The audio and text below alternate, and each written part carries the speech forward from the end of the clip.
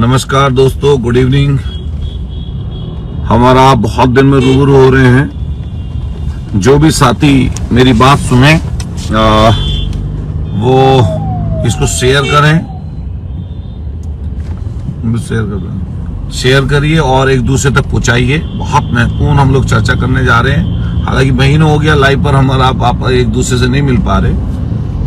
सबसे पहले मैं संत शिरोमणि रविदास महाराज जी की जयंती के अवसर पर जहाँ पर हम सुबह से घूम रहे हैं, आप सब लोगों को, देशवासियों को, अपने क्षेत्र के लोगों को शुभकामनाएं देता हूं।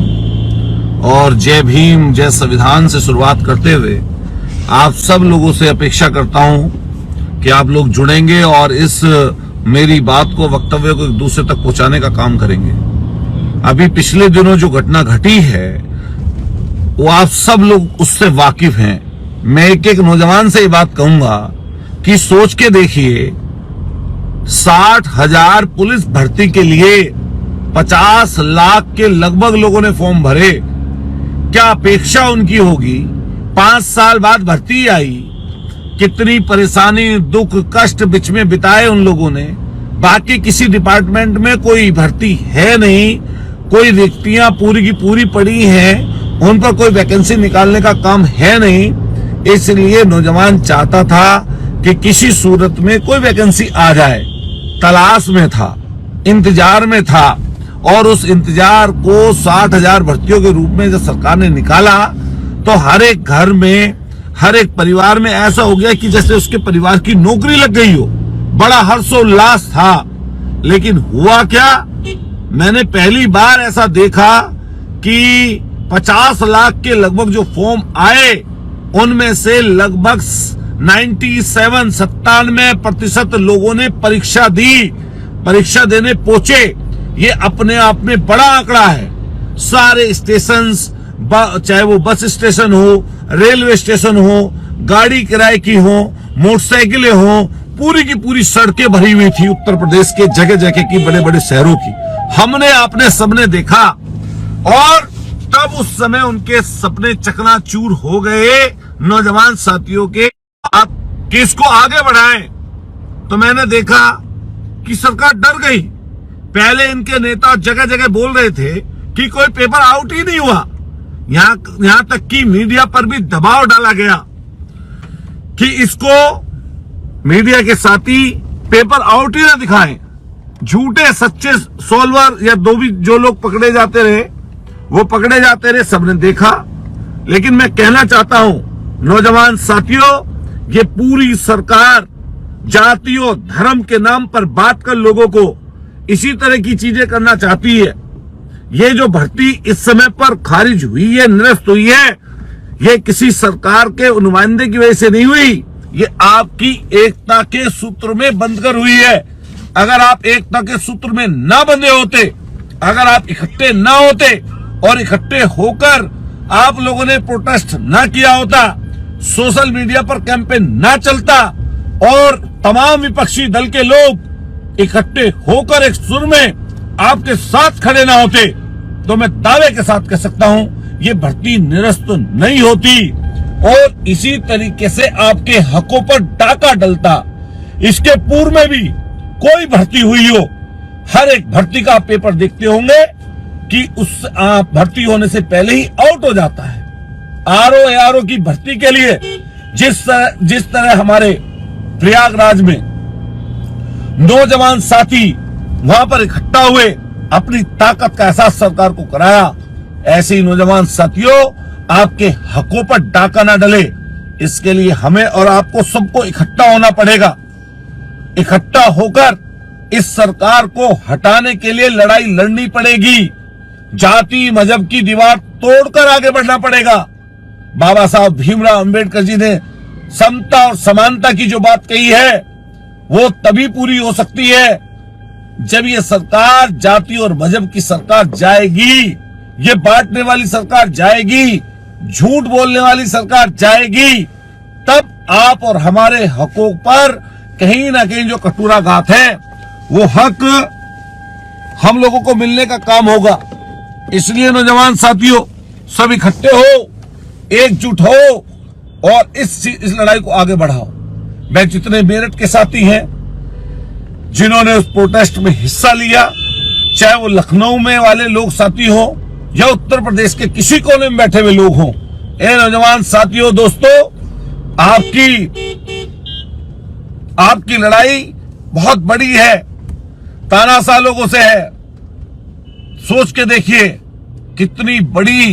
कितना बड़ा नुकसान आपका हो जाता, कितने लोग पढ़ने लिखने वाले, मेहनत करने वाले पीछे रह जाते। ये तो आप लोग इकट्ठा हो गए।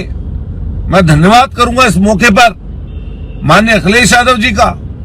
मैं धन्यवाद करूंगा उन मीडिया के साथियों का जिन्होंने इसको दिखा दिया। मैं धन्यवाद करूंगा उन नौजवान साथियों का, सबका, जिन्होंने मिलकर इस लड़ाई को लड़ने का काम किया।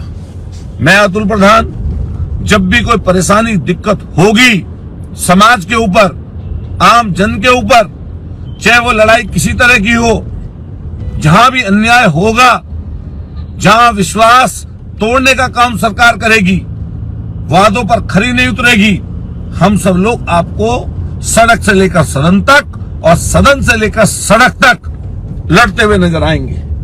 मैं नौजवान साथियों, आप सबसे कहूंगा कि इस बात को दूर तक पहुंचाइए, इकट्ठा होइए, एकजुट होइए।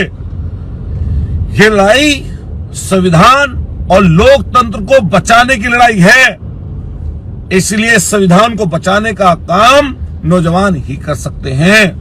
और नौजवान साथियों, आपको इकट्ठा होना ही चाहिए।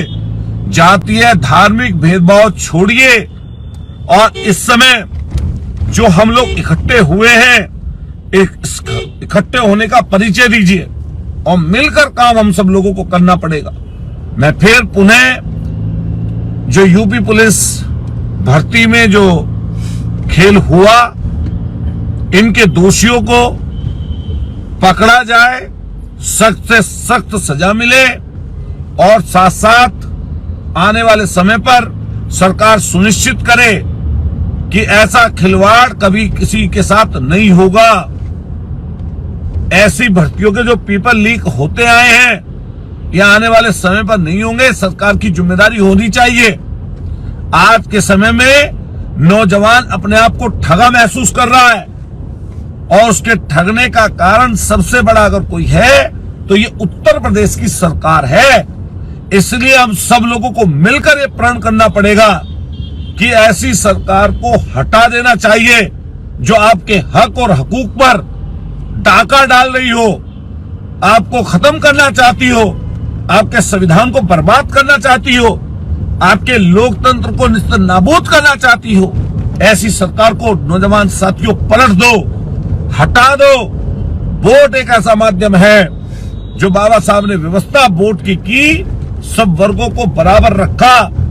वोट एक में गिनती आएगी, बराबर की है चीज।